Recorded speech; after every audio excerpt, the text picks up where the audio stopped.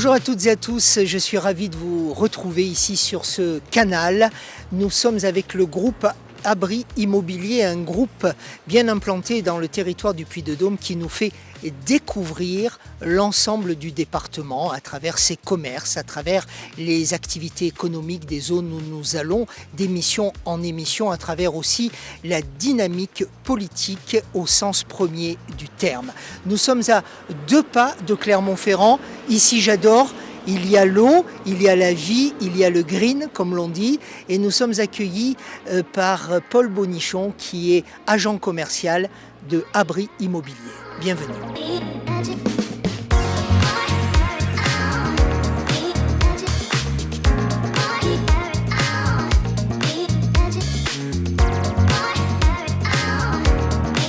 Merci Paul Bonichon de nous accueillir ici dans l'agence de Abri Immobilier à Sébaza.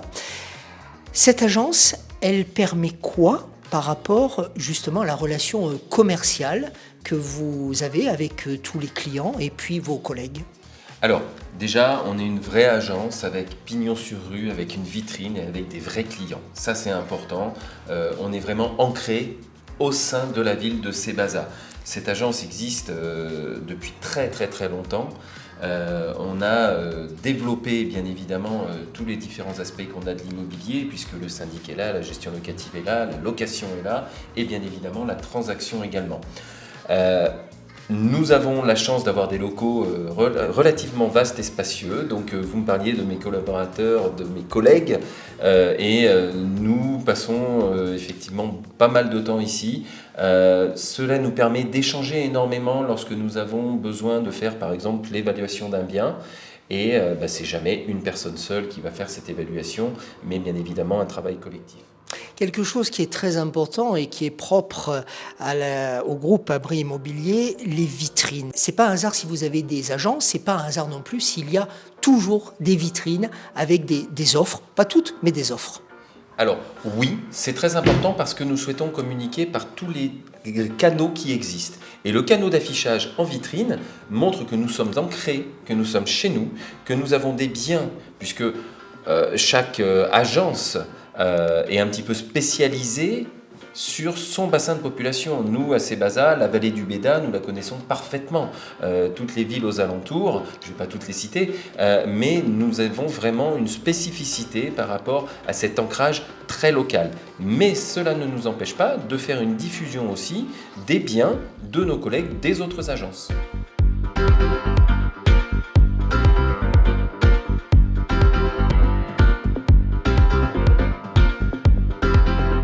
Paul, parmi les biens que propose le groupe Abri Immobilier ici du côté de Sébaza, vous vouliez nous montrer cette maison passive. C'est quoi une maison passive ? Je voulais vraiment vous la présenter parce qu'elle est dans l'esprit de la ville de Sébaza et de la vallée du Béda en général. Cette maison, on le voit, elle a une multitude de panneaux photovoltaïques. Elle a un chauffage en thermodynamie. Elle a beaucoup de particularités qui font en fait que cette maison, elle rapporte de l'argent. Alors, c'est pas souvent, mais dans l'immobilier... C'est-à-dire qu'à la fin de l'année, on gagne de l'argent. Tout à fait. C'est-à-dire que les propriétaires consomment l'énergie qu'ils dépensent. Et en plus, à la fin, comme ils revendent l'énergie à une grande société bien connue, eh bien, on leur rembourse de l'argent. Et ça, c'est très important de nos jours. Est-ce que c'est quelque chose d'un petit peu unique sur le marché ou est-ce que c'est en train de prendre ? Alors, sincèrement, aujourd'hui, c'est unique. Voilà. Par contre, les installations coûtaient très cher. Le temps d'amortissement était très long et maintenant, on commence à avoir des entreprises qui démocratisent un petit peu les prix et je pense qu'à l'avenir, c'est quelque chose qui va devenir beaucoup plus commun. Puisque l'on parle économie, c'est quoi le marché ici de l'immobilier sur le secteur de Sébaza ? On va dire très dynamique. On a aujourd'hui un phénomène, peut-être un phénomène d'après-Covid, je ne sais pas, mais apparemment j'entends les spécialistes à droite à gauche qui disent que c'est très compliqué. Nous, ça se passe plutôt très bien. On a un marché dynamique, on n'a eu aucune baisse de prix sur des biens en état. Il est certain qu'aujourd'hui, on se rend compte qu'avec le coût des matériaux, les biens avec travaux ont tendance à stagner, voire à baisser un petit peu. En revanche, des biens atypiques, des biens avec des vues merveilleuses. Ça, c'est sûr que c'est magnifique comme vue, c'est magnifique. Là, on est sur un prix de marché qui reste stable, qui reste régulier. Voilà. On dit que le cœur, l'hypercentre très urbain de la capitale auvergnate est un petit peu déserté au profit justement des communes périphériques. Sébaza tire bien son épingle du jeu. Tout à fait, puisque nous avons l'avantage d'être en ville, sur Sébaza, avec tous les commerces, toutes les associations, tout le développement culturel qu'il puisse y avoir. Mais à côté de ça, on a l'arrière des côtes de Clermont, on a vraiment des espaces verts en permanence autour de nous, donc on a vraiment la campagne, on a vraiment des maisons avec du terrain, et puis peut-être que aujourd'hui Clermont est une ville qui ne permet pas de pouvoir profiter de beaucoup d'aspects, on va dire, environnementaux, et puis d'avoir du vert, quoi, tout simplement. Alors vous me donnez envie de regarder de ce côté-là, mais est-ce qu'il y a encore du potentiel acquérable ? Il y a un marché, il y a des biens. Les biens sont pour l'instant encore à des tarifs raisonnables. Je pense qu'à l'avenir, on va avoir vraiment un vrai développement, notamment en termes de tarifs, parce que on voit que de plus en plus d'urbains, on a une vente sur 4, ce sont des personnes qui viennent de Clermont-Ferrand et qui viennent se mettre en périphérie. Vous êtes à Sébaza, vous êtes à 20 minutes de la place de Jaude de Clermont-Ferrand, on a tous les transports en commun, on est vraiment en périurbain à la campagne.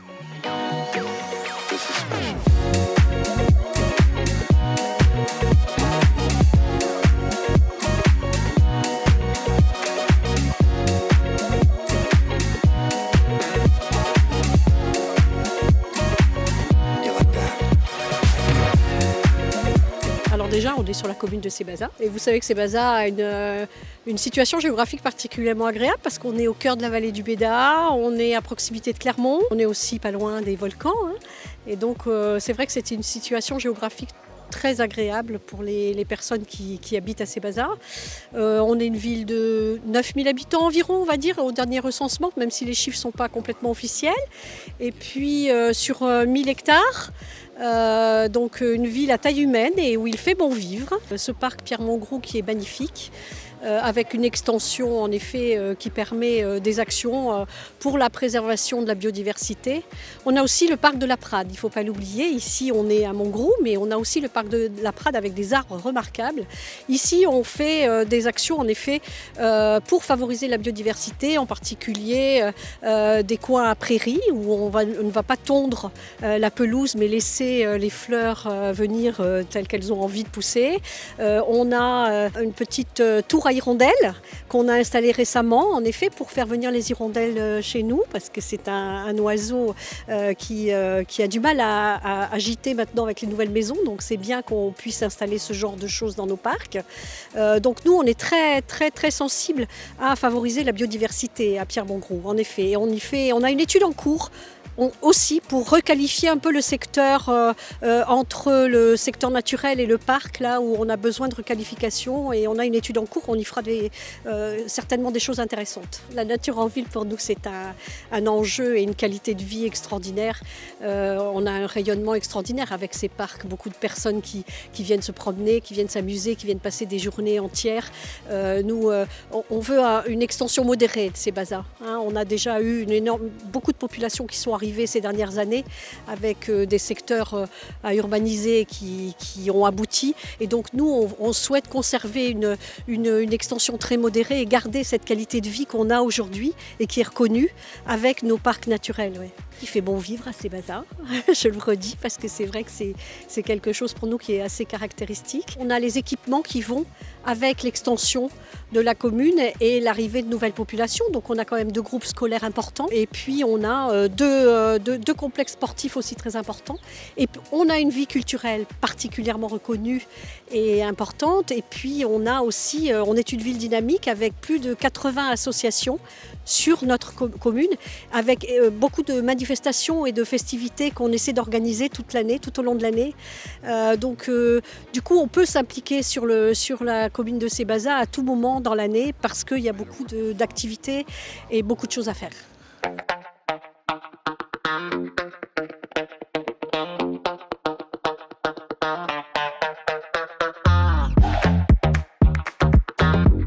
Paul, expliquez-nous, là on arrive vraiment dans un lieu incroyable de ce parc Pierre-Mongros. Il y a même un labyrinthe où on pourrait presque aller se perdre un petit peu. Alors oui, tout à fait. On est au début du bout du parc et effectivement une bambouseraie avec un labyrinthe. Alors le dimanche, tous les enfants sont là, s'amusent, courent et c'est vrai que c'est très agréable.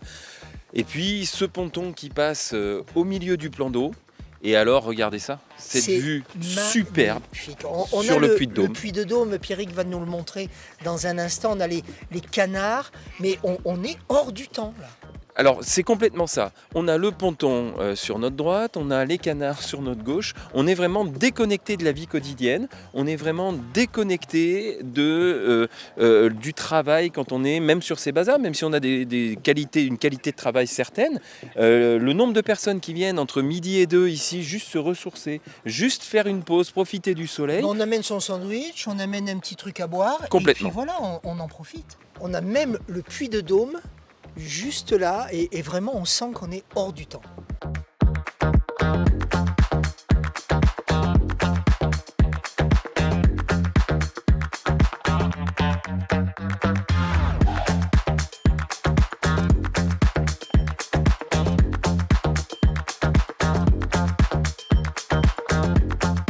Une des boutiques ici à Sébaza que Paul m'a dit il faut absolument visiter, c'est Graines d'idées.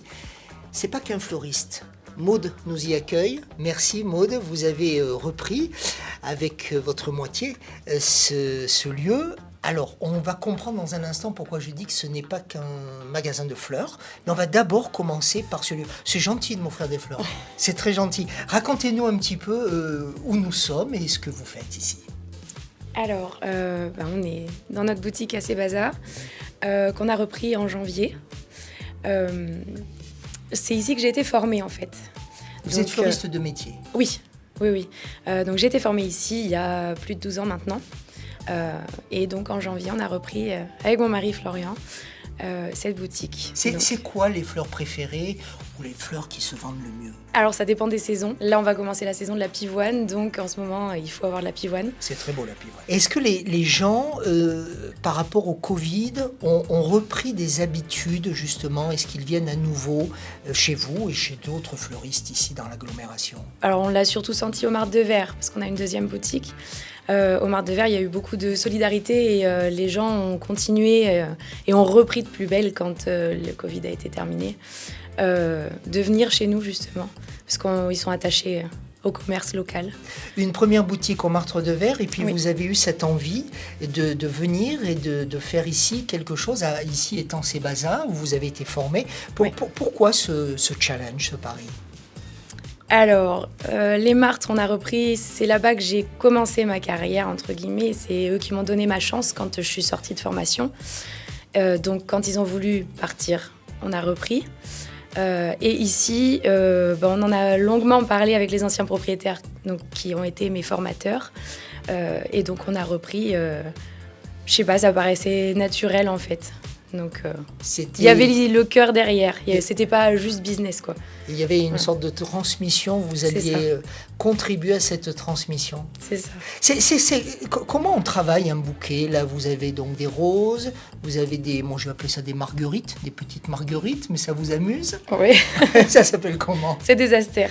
Des astères. Comment pense-t-on un bouquet? Est-ce qu'on pense langage des fleurs? Est-ce qu'on pense coloris? Alors moi je dirais plutôt coloris, équilibre. On communique en fait avec nos bouquets. Peu importe le fleuriste, il y a autant de bouquets différents que de fleuristes. Voilà, les styles sont... Attendez, vous communiquez avec votre bouquet. Alors concrètement là, qu'est-ce qui vous dit votre bouquet et qu'est-ce que vous lui dites vous? Je suis d'humeur joyeuse aujourd'hui, donc mon bouquet va être très léger, très joyeux. Voilà, après si j'ai des jours où je suis... pas bien, ça va se ressentir dans mes créations forcément. Mais comme on ne peut pas tricher. Comme Maud est toujours bien, de toute façon, quand vous viendrez acheter des fleurs ici, tout se passera bien. Elle vous offrira toujours vous offrira la conception d'un beau bouquet qui vous dira plein de belles choses. J'ai dit en ouvrant cette séquence avec vous, Maud, que ce n'était pas qu'un magasin de fleurs. On va faire quelques pas. On rejoint Paul au passage. Et vous aviez raison, Paul, de me dire de venir ici. C'est quoi, là, maintenant, ce lieu? Alors, il y a plein de petites choses. Et puis, ça donne envie de manger. Il y a des idées cadeaux pour enfants. Étant parents, c'était important pour nous de proposer des idées avec des jeux en bois, des choses qui tiennent le coup et qu'on ne trouve pas forcément partout non plus. Après, tout ce qui est épicerie, c'est tout avec des artisans, en fait. C'est-à-dire des artisans d'ici? Alors, le plus possible d'ici. Des gens que vous connaissez. Mais au moins français. Voilà, avec lesquels vous partagez des valeurs. C'est ça. Et vous leur proposez de mettre en vente ici, dans votre boutique, leurs produits. C'est ça. Au coup de cœur, en fait. On cherche des choses qui nous parlent et qu'on puisse proposer à nos clients. Merci beaucoup, Maude. Merci à vous.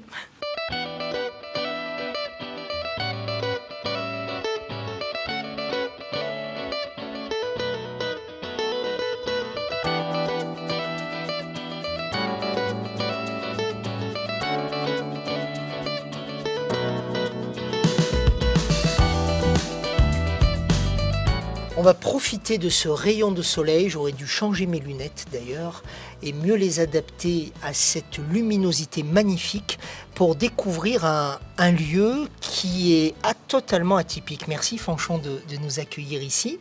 Alors, vous gérez la partie restauration d'une ferme qui est aussi une ferme pédagogique, et si j'ai bien compris, tout ce que l'on mange juste derrière moi est cultivé juste en face de nous. Racontez-nous. Exactement. C'est le principe en fait de la graine à l'assiette. Donc ce qu'on propose nous au restaurant, c'est de la cuisine très végétale. Il y a toujours un plat avec de la viande histoire de ne froisser personne. Mais c'est vrai qu'on base principalement notre cuisine sur le végétal et sur notre production de fruits et légumes que vous avez juste devant vous. Quand on entre dans votre restaurant, on voit des fruits, on voit des légumes. Donc on peut se dire, tiens, ça je vais le ramener pour la maison, mais c'est ce que Fanchon et son équipe vont nous servir. Exactement. Et puis ça réconcilie aussi pas mal de personnes avec des légumes parfois oubliés, par exemple la betterave, le céleri. On n'a pas souvent d'idées sur comment les cuisiner et on peut... Ça marche avec les enfants ? Ça marche avec les enfants. Et ça marche même en dessert, les légumes. Les légumes au dessert. Exactement. Tiens, c'est original. Alors on parle des enfants justement. Fanchon, qui vient ici ? Ce sont des familles, ce sont des couples, qui vient ?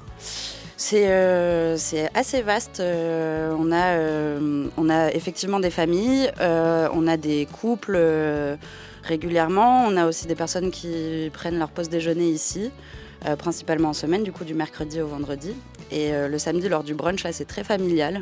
On peut partager des planches de petits plats, partager ou pas, selon les envies. Le concept du brunch ?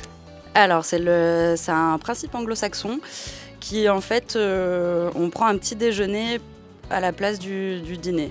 Et ça mélange sucré et salé. Et on reprend un petit peu plus tard dans la journée. Exactement, c'est ça. Ici, vraiment, on a l'impression, un peu comme dans le parc Pierre-Mongroux que m'a fait découvrir tout à l'heure Paul, on a l'impression d'être hors du temps. Et je le dis même en prenant le temps de ponctuer mes mots, tellement, voilà, on est bien, on n'a pas l'impression de travailler d'ailleurs. C'est terrible, hein. On n'a pas envie de s'y remettre après au travail.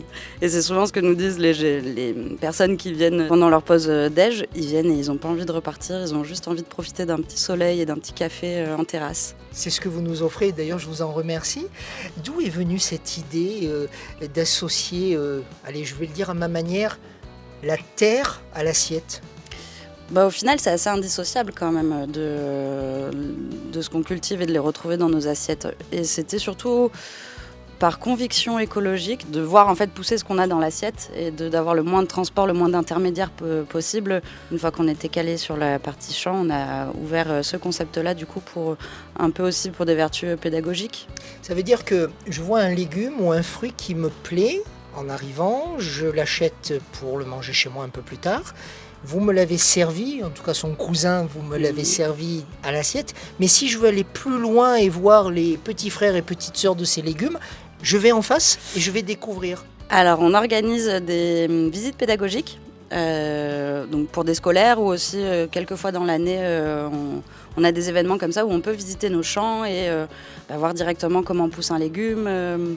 Goûter, parce que c'est vrai qu'on a aussi pas mal d'aromatiques qu'on ne connaît pas forcément. Par exemple, j'ai la gastache en tête. C'est vrai que la gastache, c'est une plante vivace qui a un peu le goût de la menthe et de l'anis. Et c'est super bon. Et vous pouvez la déguster. Par exemple, à midi, on a fait une île flottante à la gastache. Et c'est incroyable. Elle le dit avec les yeux qui partent vers les cieux, comme on dit. Le maître des champs, c'est Gabriel. Il m'attend?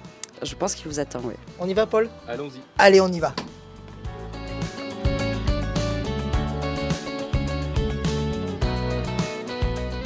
Nous voilà donc dans une des serres de ce lieu complètement atypique avec le maître des champs, comme je me suis permis de vous appeler Gabriel tout à l'heure.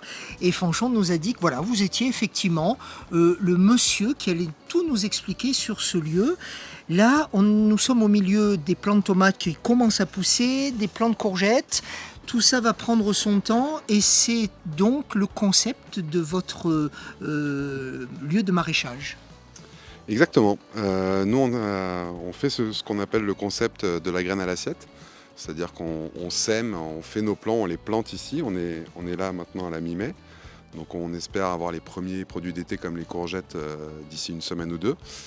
Les tomates d'ici 3 semaines. Ça va vite quand même. Ça va vite quand le soleil est là. Alors Sébaza est très ensoleillé, mais exceptionnellement là depuis 10 jours, C'est un peu la France. Hein. c'est oui, Bon, à côté de ça, on a besoin d'eau.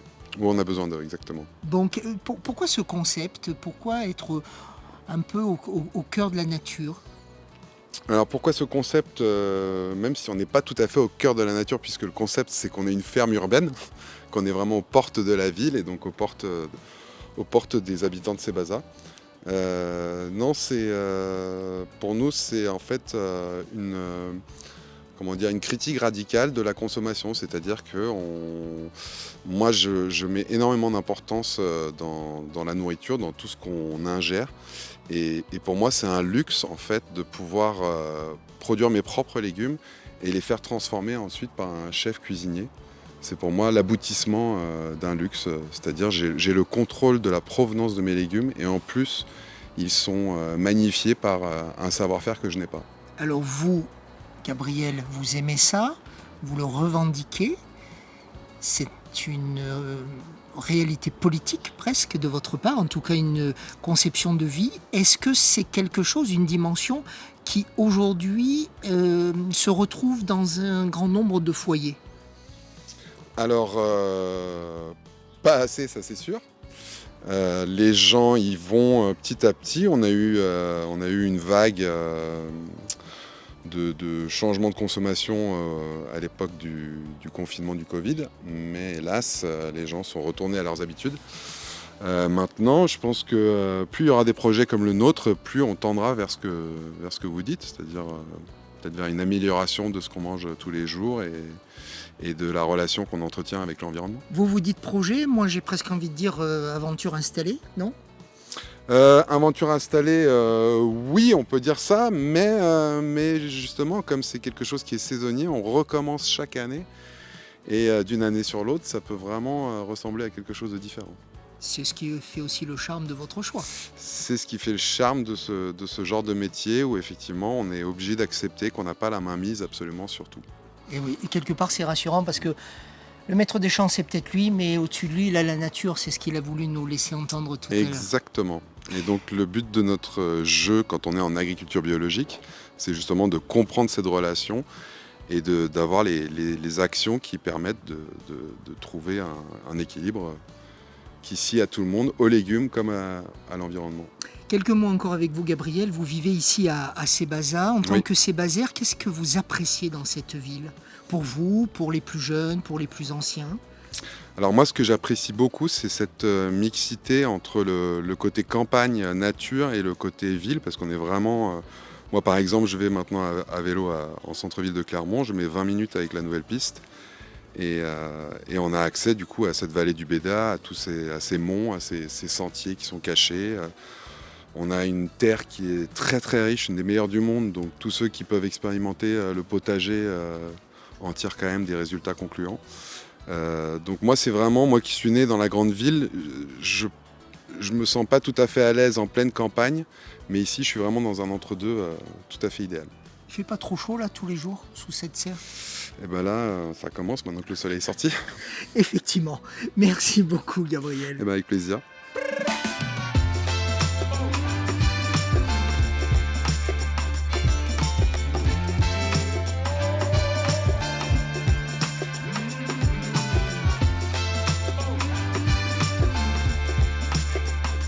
Merci Amélie de nous recevoir ici chez Picture. Nous sommes au cœur de Sebaza. Ici, c'est véritablement le cœur de la réussite de cette entreprise. Une entreprise que l'on ne présente plus. Vous rayonnez bien évidemment en Auvergne, en France, dans le monde entier. Et pour autant, vous restez attaché à Sebaza. Pourquoi ?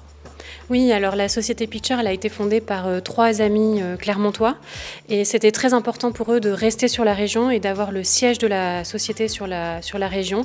Et le choix de Sebaza s'est fait notamment pour des questions de mobilité, le fait qu'elle soit accessible de la plupart des villes alentours et du bassin clermontois. Il y a une ambiance très particulière ici, qui est liée au bois, et ce n'est pas un hasard dans le choix du matériau qui est le bois. Oui, effectivement, le bois, c'est un matériau... en fait, on a choisi des matériaux bruts et avec une vision épurée et éco-responsable dans tout le design du bâtiment. À savoir qu'il y a un des 3 fondateurs qui a une formation d'architecte à la base et c'est lui qui a imaginé, dessiné cette ambiance. Les 3 fondateurs se sont rencontrés autour d'un skatepark. Enfin, ils ont fait toute leur enfance, tous les 3, autour de ce skatepark. Et donc, c'était pour eux un rêve d'enfant d'avoir le skatepark à l'entreprise et de l'avoir au quotidien. Donc, c'est un skatepark qu'on utilise... nous, salariés, sur nos postes déjeuner. On peut faire aussi des cours de baby skate avec nos enfants. Et le mercredi, on met à disposition le skatepark à un professeur avec qui on travaille régulièrement pour ses propres cours. C'est aussi ça le rapport et l'attachement à Sebaza, de permettre à ceux qui sont autour d'en profiter ? Oui, bien sûr. Et on a aussi, au-delà du skatepark, cet engagement sur d'autres lieux comme les grandes salles de réunion qu'on peut louer aux entreprises de la région et de Sebaza en particulier, qu'on serait ravis d'accueillir chez nous pour leurs réunions.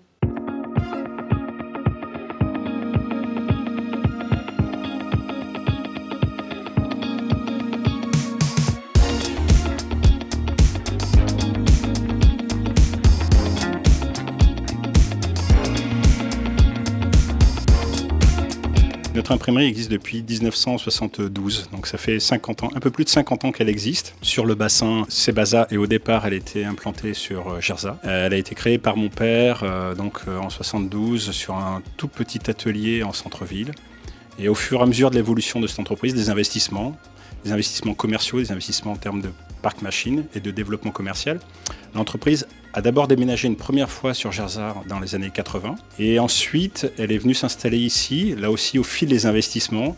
Elle est venue s'installer ici en 2016. Assez rapidement on m'a proposé ce terrain qui m'a plu par son côté central, à côté des grosses plateformes logistiques dont on a besoin au quotidien. Et également on n'était pas très loin de la zone dans laquelle on était commercial. L'imprimerie, elle s'est développée d'abord en 2014, elle a repris un site sur Aurillac, mais aussi son développement, il est en dehors du territoire de la région. 60% de notre chiffre d'affaires, il est sur la Auvergne-Rhône-Alpes, sur l'Aura, et 40% de notre chiffre d'affaires est sur l'Île-de-France. Donc ça, c'est historique. L'ancrage territorial, pour nous, est très important. C'est ici la maison mère de l'imprimerie de combat, et on est très attaché à notre territoire. Ce qui fait que d'ailleurs, 100% de ce qu'on fabrique, et ça c'est notre marque de fabrique, est fait dans nos locaux à Sebaza. C'est-à-dire que l'ensemble de la production qu'un client nous donne à réaliser 10 000 catalogues, 100 cartes de visite, tout est réalisé en interne au sein de ce site. L'imprimerie, c'est un métier qui a énormément évolué en 50 ans, ça a énormément évolué. On a fait des gains et des gaps au niveau productivité qui sont énormes. Et les collaborateurs ont sans cesse su se former en permanence au fil des investissements. Donc c'est une remise en cause permanente des acquis. Et c'est un métier, je dirais, c'est un métier passion. On est dans l'imprimerie depuis très longtemps. C'est un métier qui est très exigeant, tant sur le plan physique que sur le plan stress, parce qu'on travaille dans des délais très très courts. On travaille avec une exigence de qualité qui est très forte. Les clients, il y a une diversité de produits et à la fois nos clients demandent à ce que l'ensemble des documents soient absolument parfaits, dans des délais très courts. Donc c'est pour ça que nos investissements qui ont été faits, ils ont été faits autour de ça. C'est-à-dire que la presse que vous avez vue tout à l'heure dans l'atelier, elle est capable de traiter des documents dans des très grosses quantités, dans des délais très très courts, avec un séchage instantané de la feuille qui permet de l'utiliser dans les minutes qui suivent la sortie de la machine pour réaliser les opérations de façonnage. Voilà, donc les investissements qui ont été faits depuis des années sont là pour réduire les délais au maximum et garantir un fort niveau de qualité pour nos clients.